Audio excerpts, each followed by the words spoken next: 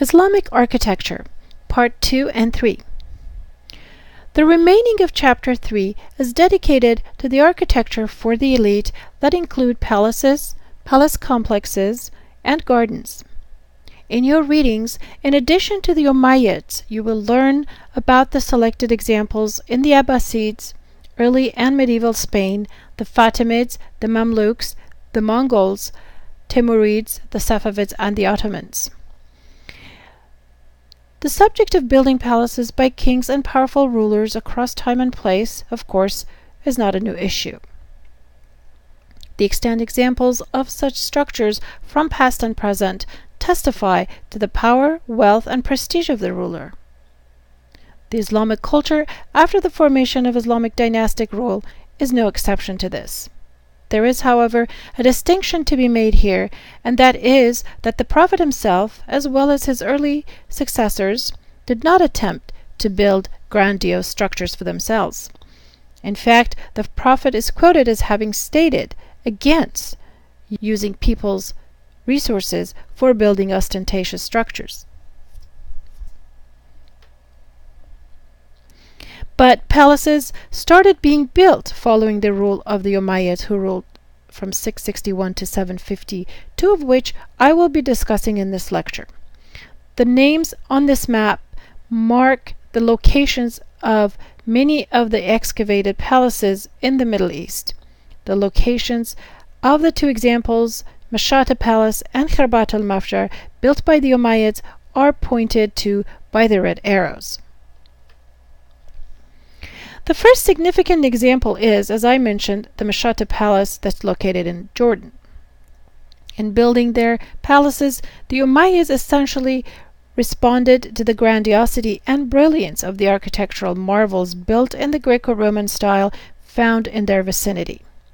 For this reason, we don't see any innovative motifs or styles introduced by the artists during the Umayyads, since the majority of times such artists were trained in Byzantine style and were imported to complete the Umayyad building projects.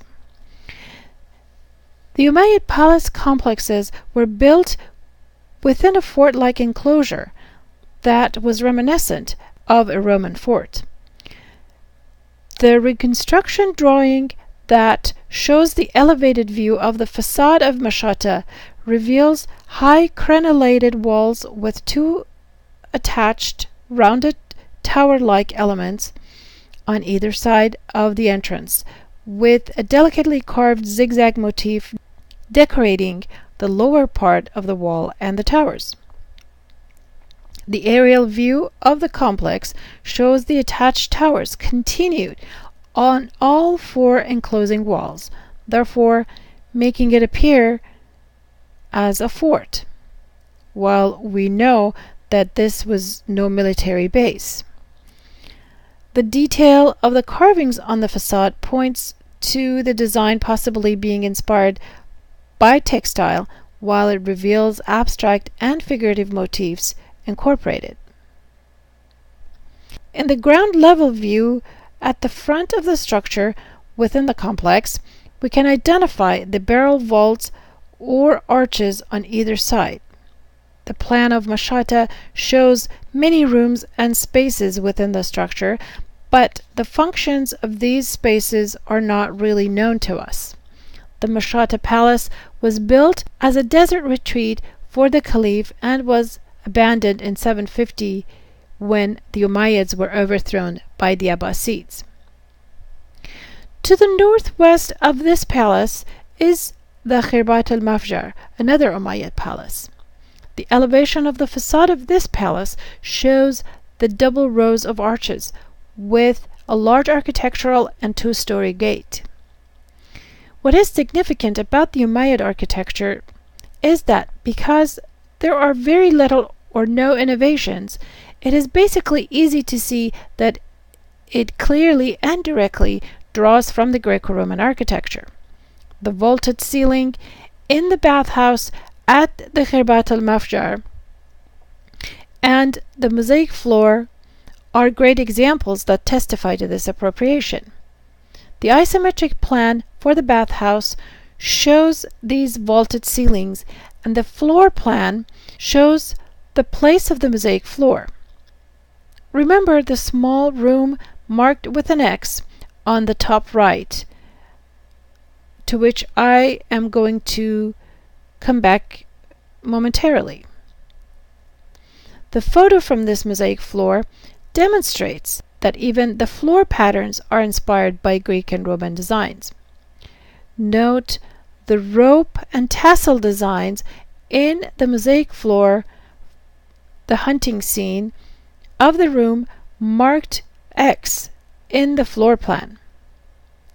The lion in the Middle Eastern iconography is generally identified as the ruler, or here possibly it alludes to the fact that this was a hunting retreat for the caliph. The elevation and cutaway plan showing dome on pendentives, which are the four arches under the base of the dome. In this reconstruction drawing shows that the interior must have been lavishly decorated. Aside from the stucco carving tracery, which are the decorative borders outlining the interior wall and ceiling space, there are relief carvings of images such as the winged horse. Within the medallion decorations, in the spandrels, which is the space between the arches, that is reminiscent of Pegasus, the winged horse from the story of Perseus and Andromeda from Greek mythology.